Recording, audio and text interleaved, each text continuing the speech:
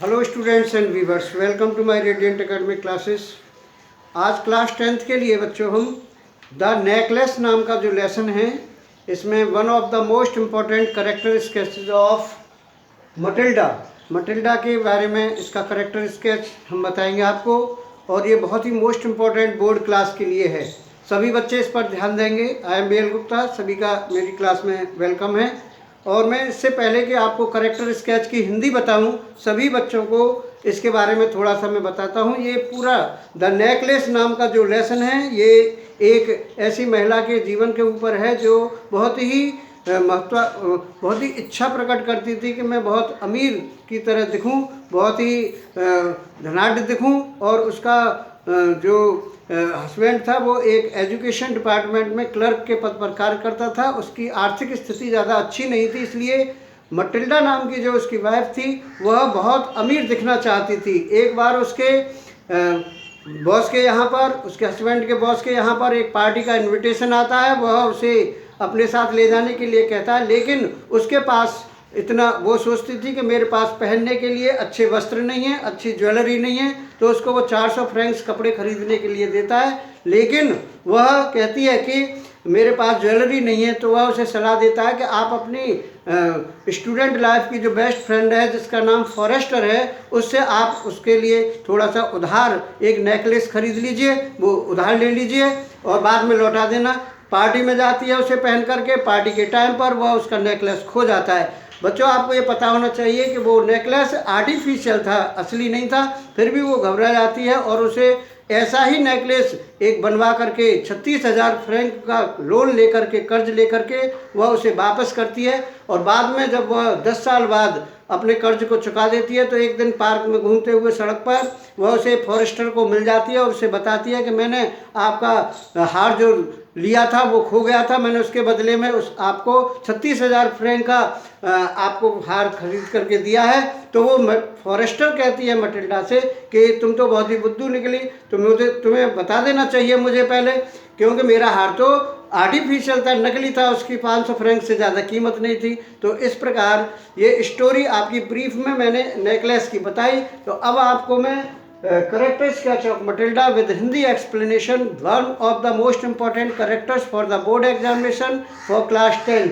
आप सभी इसकी हिंदी समझें और बार बार लिख करके देखेंगे। I hope you will get full marks on this question.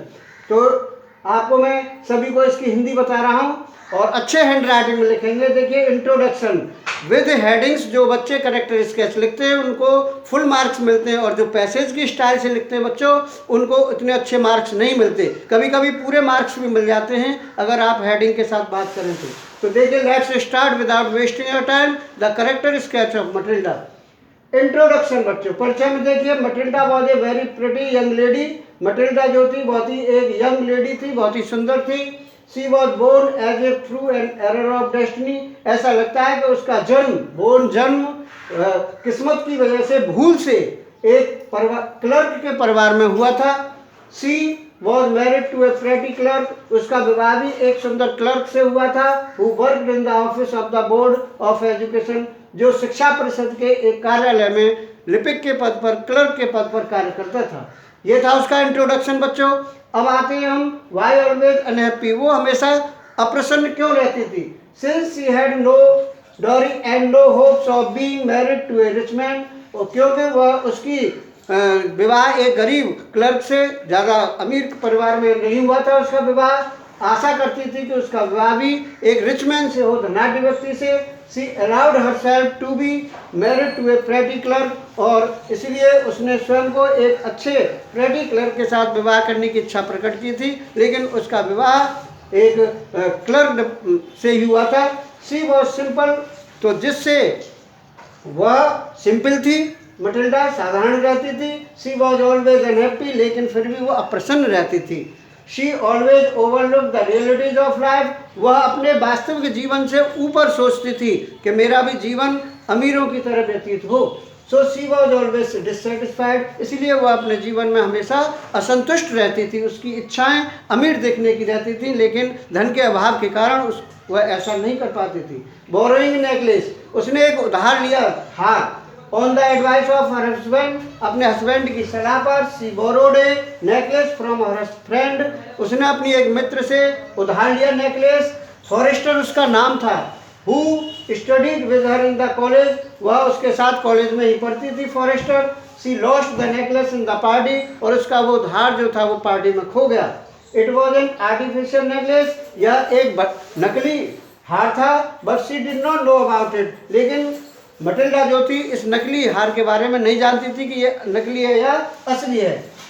So she return another necklace to Forestier, इसलिए उसने दूसरा नेकलेस मटिल्डा ने फॉरेस्टर को वापस किया था। परचेजिंग 36,000 फ्रैंक्स, 36,000 फ्रैंक्स का लोन लेकर के, जिसको उसने 10 साल में चुकाया था। सफर्ड फ्रॉम पॉवर्टी, गरीबी से बहुत ही पीड़ित थी, त्रस्त थी। शी सफर्ड फ्रॉम पॉवर्टी, वह गरीबी से त्रस्त थी। And whenever she returned after visiting her rich friends, जब कभी भी वह अपने धनाढ्य फ्रेंडों के यहाँ से लौट करके आती थी, शी वेप्ट फ्रॉम डिस्पेयर, निराश होकर रोने लगती थी, डिसअपॉइंटमेंट, और बहुत ही निराश होती थी। She was born for luxury, जबकि वो सोचती थी कि उसका जन्म विलासता के लिए, अमीर दिखने के लिए हुआ है। तो this was one of the most important character sketches of your book. तो आप सभी इसको अच्छी तरह से लिखें, बार बार लिखें। माई लेक्चर इज ओवर, आपके लिए यहाँ पर मेरा लेक्चर फिनिश होता है। और जो बच्चे पहली बार चैनल से जुड़े हैं उनसे कहूँगा सभी मेरे चैनल को सब्सक्राइब करें, वीडियो को लाइक और शेयर अवश्य करें। और thanks for watching my video. Next video के लिए फिर आपको अच्छे वीडियो के साथ मिलते हैं। Till then goodbye to all the students.